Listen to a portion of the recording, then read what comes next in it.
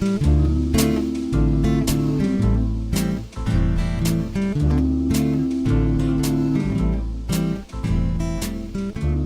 The Log. I'm Charles Purcell.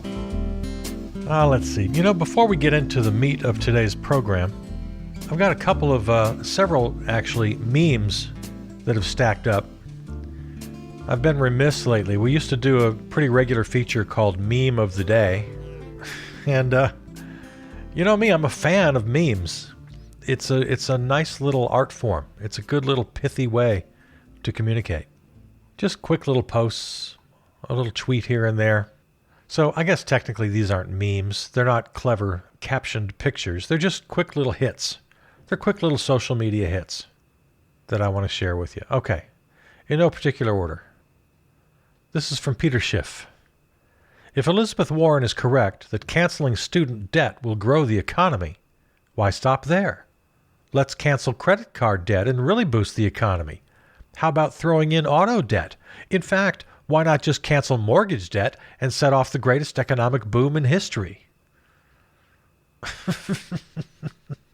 And the reason this is so great is because it's shared by Civic Action with their comment, "You gotta love it when conservatives run face first into the point but are still too oblivious to really get it." I love this one. Yeah, of course, Peter Schiff, a conservative commentator. If Elizabeth Warren is correct that canceling student debt will grow the economy, why stop there?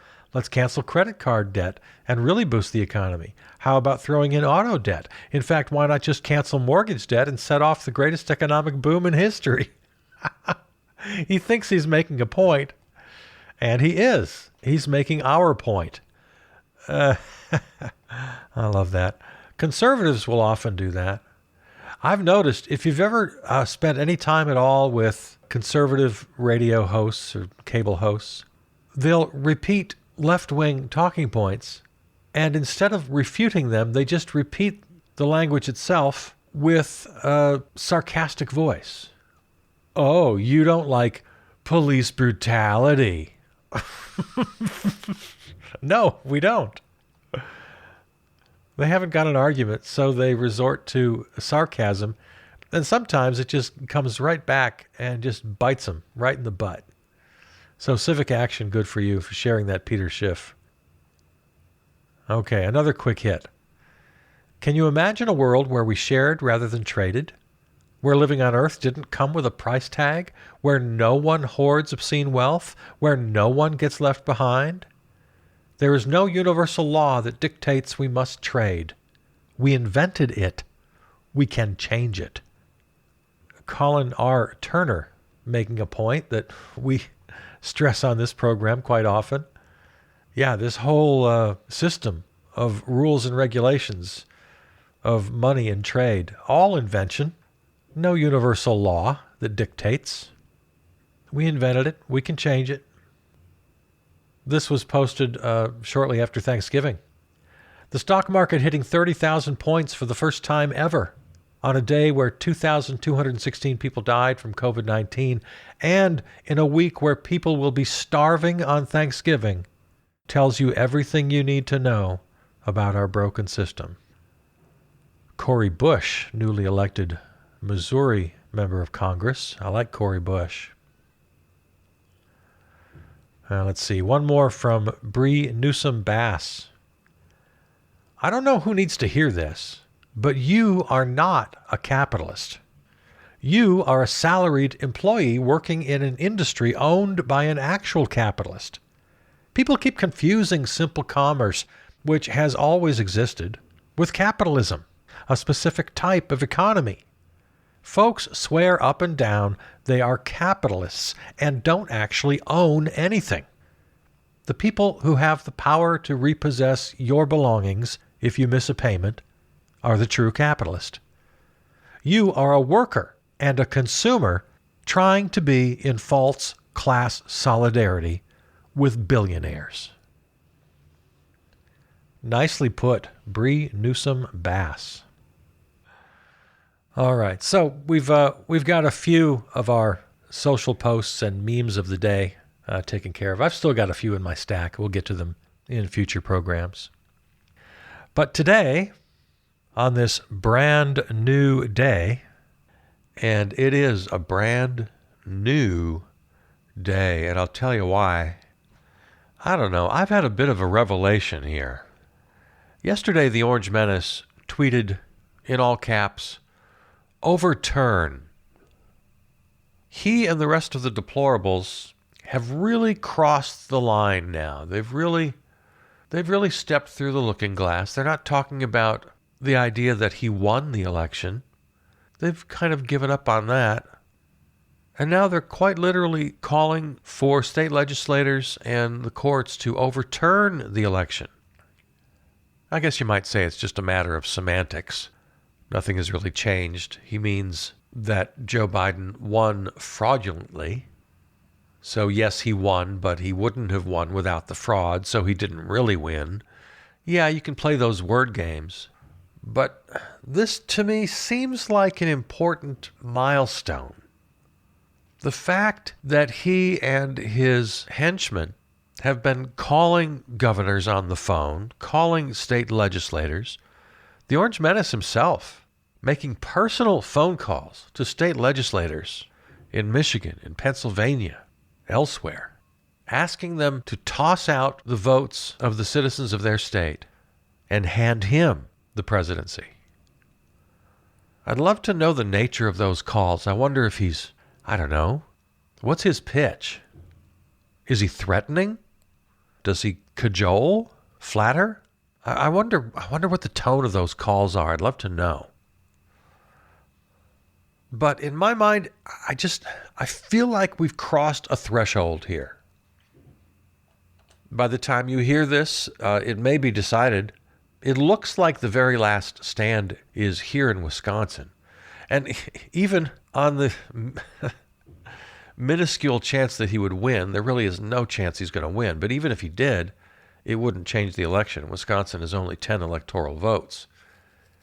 And he's already lost everywhere else. The Wisconsin State Supreme Court rejected his case just last week, said no, it has to go through the lower courts first, so that's where they're going. So today in a Wisconsin court, he brings all of his bogus arguments that have lost everywhere else about mail-in ballots, about drop boxes, about early in-person absentee ballots, the whole thing. Everything that's lost elsewhere. So it's not going to win. Now, the other more disturbing case, which also isn't going to win, but just the very fact, and again, this is why I feel like we've crossed a threshold. 17 states have joined Texas in this bizarre lawsuit and attempt to overturn the election. I'm sure you've heard the story. Texas Attorney General Ken Paxton filing suit to effectively reverse the election, suing the states of Georgia, Michigan, Pennsylvania, and Wisconsin, all of which Biden won, of course, and put him over the top. The Orange Menace himself filed a motion to join the case. And in my almost daily reminder that I'm more naive than I'd like to admit, I'm just flabbergasted by this. Supporting the suit with all Republican attorneys general, Missouri, Alabama, Arkansas, Florida, Indiana, Kansas, Louisiana, Mississippi, Montana, Nebraska, North Dakota, Oklahoma, South Carolina, South Dakota, Tennessee, Utah, and West Virginia. So including Texas, that's 18 states are bringing these bogus claims and suing 4 states that put Joe over the top. In dozens of cases, all but one of which have been tossed out on their ear, no evidence of fraud or wrongdoing of any kind in the election. And still, 18 Republican attorneys general find this an acceptable path. We really have reached a level that, frankly, I never thought possible.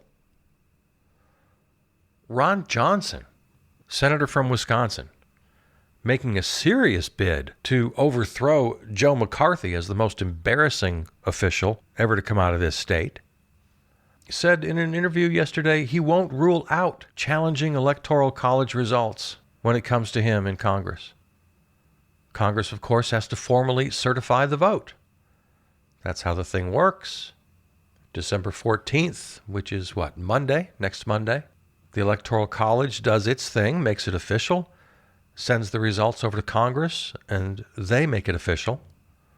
All very rubber stampy, all very automatic in years past, in every year past. But Ron Johnson instead is going to hold hearings about so-called irregularities in the 2020 election. Have a little dog and pony show, a la Joe McCarthy. I'm sure he'll hold up a stack of papers. I have in my hand proof of fraud and irregularities. Wouldn't put it past him. And threatens to challenge the results themselves when the Electoral College kicks it over to Congress. I mean, we've known for a long time the Orange Menace is a bad guy. We've known for a long time that he's had sycophants. But come on. Did you think it would come to this?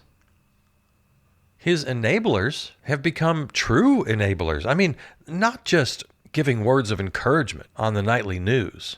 No, I mean really using their power to literally enable him in his wrongdoing.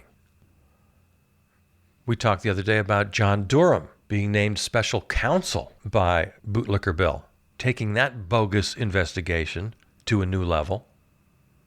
And now we learn that Hunter Biden is the subject of investigation as well. I mean, I guess we knew that was happening, but what we learned is it's a much broader investigation than we knew.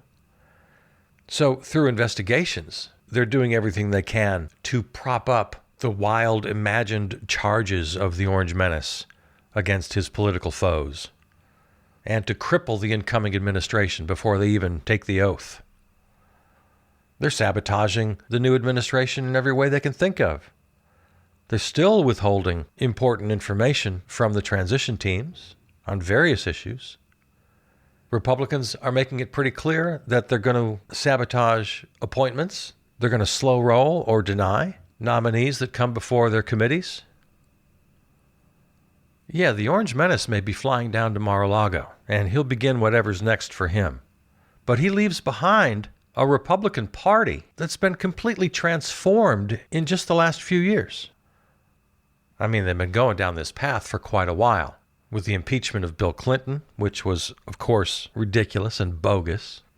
Their number one priority, so announced, to make Barack Obama a one-term president. And then when they failed there, their absolute refusal to agree to any legislation, quite literally, spit on the Constitution in denying the Merrick Garland nomination, slow-rolling other federal judiciary nominees. I mean, this has been happening for a while, but now accelerated in the last 4 years, and it's taken on a nature of 100% pure, sinister, raw power games.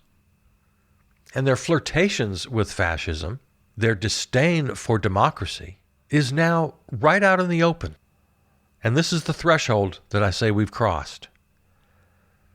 I mean, they don't even pretend to have any love or allegiance for democracy. Quite the opposite. They openly deride democracy. Openly. And as leaders, as political leaders, they are leading. In a recent poll, 24% of Republicans, and now we're talking the folks, now we're talking about your neighbors, 24% of Republicans accept the results of the 2020 election. Overall, only 61% of Americans trust the results of the election. It's an NPR PBS NewsHour Marist survey. 95% of Democrats, 24% of Republicans, 67% independents trust the results of the election. 72%,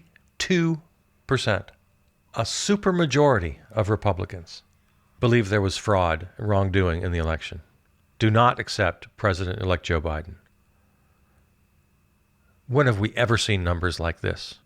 I mean, even in 2000, when there was plenty of reason to be suspicious, and there was a decision from the U.S. Supreme Court that was dubious, questionable at best, when there were protesters banging on the doors of Florida election offices.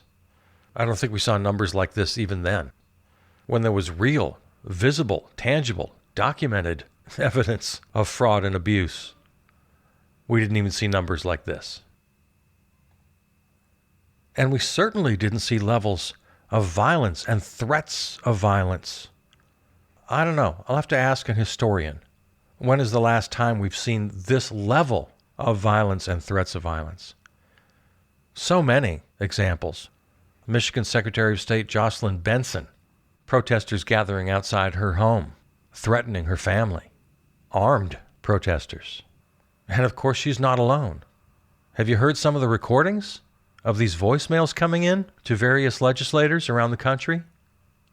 Several cases in Georgia where election officials have been threatened, death threats, their families. Brad Raffensperger of Georgia, his wife getting death threats. It's becoming old hat in Michigan. We remember over the summer, armed protesters menacingly occupying the Capitol. These so-called Stop the Steal rallies, where you get this toxic mix of militia types, conspiracy theorists, and here again, blatant, outward, anti-democratic messaging that the Orange Menace alone represents the will of the people, and democracy be damned. He can't lose. Yeah, for years we've seen flirtations with this sort of thing. Little pockets, little cells here and there. A militia group there, a militia group here. Some rogue, radical, right-wing politician says something outlandish. And all these little incidents make the news. But most of us felt quite safe that, no, this is not our country. This is not some substantial cohort of the electorate that we have to be concerned about. Yeah, we got to squash them as they bubble up.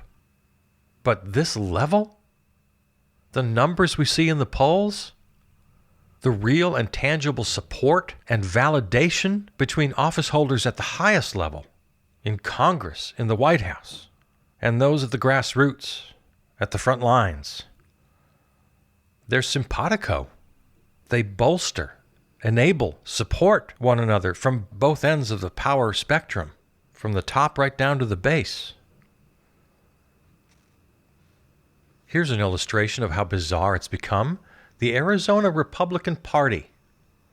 We're not talking about some little fringe group out in the woods of Michigan or out in the desert of Arizona. No, the Arizona Republican Party posted tweets that encourage supporters of the Orange Menace to literally give their lives to overturn this election. This started on Monday. A guy named Ali Alexander, he's a leader of the Stop the Steal. He tweeted out, "I am willing to give my life for this fight." And the Arizona GOP shared that tweet, adding, "He is. Are you? Are you kidding me right now?" And then just an hour later, Arizona Republicans again tweeted out a clip from the movie Rambo, where one of the characters of the movie is calling out, "This is what we do, who we are. Live for nothing or die for something." So this Rambo tweet gets hundreds of thousands of views. Everybody knows what they're talking about. There was some pressure to take it down, which they did, but they said there were concerns about copyright and fair use law. Yeah, that's why they took it down. And then in an obligatory tweet, they said, "The Republican Party of Arizona condemns all forms of violence in the strongest terms." Yeah, sure you do. So we've been talking for quite a long time about, the usual suspects, the Boogaloo Boys, the Three Percenters, Proud Boys, all of them. But we got a goddamn state party joining in these little reindeer games here. What the hell? Well, speaking of militia groups, in a related story, I think it was just yesterday, guilty verdict on that Minnesota mosque pipe bomb attack. Michael Harry found guilty of bombing the Dar al-Farouk Islamic Center in Minnesota. Of course, we all know about the foiled plot to kidnap and possibly murder Governor Gretchen Whitmer of Michigan. But now across the nation, certainly in every swing state, election officials threatened. Elected leaders threatened. And I bring up this militia verdict because that's where we're headed. I like to repeat, and I do over and over again, that we outnumber them. The good people outnumber the bad people. But there are enough bad people right now to do quite a lot of damage. And some of them are at the very highest levels of government and media. We got the Tucker Carlsons of the world cheering this sort of thing on. I read that Rush Limbaugh just yesterday was talking about secession and talking about this political divide as though, well, it's a done deal. There is no way we can live together anymore. So yes, as someone who really tries not to be naive, I find myself over the last 5 years and over the last 5 weeks having to admit to it almost on a regular basis. Who imagined we could cross such thresholds? And Rush Limbaugh might have a point when he wonders how in the world we can ever live together again. And I'm going to suggest that in future programs, you and I talk about this. I've said in the past that we, meaning the great we, the decent people of the world, the broad coalition from lefty left to center left, even center, I'll be generous, I'll include centrists, the broad coalition that elected Joe Biden. I've said many times that we just have to continue to win. And from my point of view, we have to continue to move left. The leftier, the better. We just have to win in the court of public opinion. We have to win at the ballot box. In that sense, I've already said what Rush Limbaugh is saying. No, we can't get along. We cannot compromise with these folks, with the deplorables. I think I admitted that a long time ago. We just have to win. We just have to beat them. We have to destroy them on the field of public opinion and on the field of electoral politics. We have to win. But, and here's where the reconciliation comes in, I believe that if we are able to win over the majority of public opinion and to, more importantly, win at the ballot box, that the policies we favor will do our fighting for us. Guaranteed livable wage, a strong safety net, student debt forgiveness, massive jobs programs that facilitate a clean and healthy environment and a great infrastructure boom, investments in health and education. In other words, policies that benefit everyone across the board, regardless of political affiliation. This has been my overarching theme, that by enacting lefty policies, the deplorables will benefit and have no choice but to see and accept that benefit. And if not to entirely transform, they're not going to have a Ebenezer Scrooge moment where they all turn into radical lefties. But at the very least, they feel and understand the benefit in their own lives. They become a little less hostile, maybe even shift just a little bit to the left politically. The temperature goes down. These rabid threats we're hearing now dissipate. I've always said, and I still believe, I feel we can win them over if we can get our hands on the gears of government and make it work. And I still believe that. But today, on this day of revelation I'm having, I need to honestly admit that that might not be enough, and it certainly isn't quick enough. I mean, we're in imminent danger right now of right-wing violence at street level and political violence in Congress, which now we've seen pretty clearly. The raw power grabs of Mitch McConnell et al. So if today is a day of revelation for me, I think what I want to introduce and what you and I need to talk about in future programs is something I've mentioned this week, and that is mutual aid, which Zoe Smith, in a recent article, defined as the very opposite of top-down charity. I'm not talking about charity. Mutual aid initiatives, she says, are driven by solidarity and voluntary cooperation. Mutual aid comes from within communities themselves and is geared long-term at social justice and social transformation. It's a time-honored approach. It's been growing globally in recent years, and in some cases, many cases, outpaced traditional forms of volunteering, especially as promoted by states. We talk a lot about AOC on this program. Alexandria Ocasio-Cortez, of course, a community organizer prior to her stint in Congress, engaged in a bit of mutual aid over Thanksgiving, used some of her campaign funds to buy turkeys and other goods for her constituents.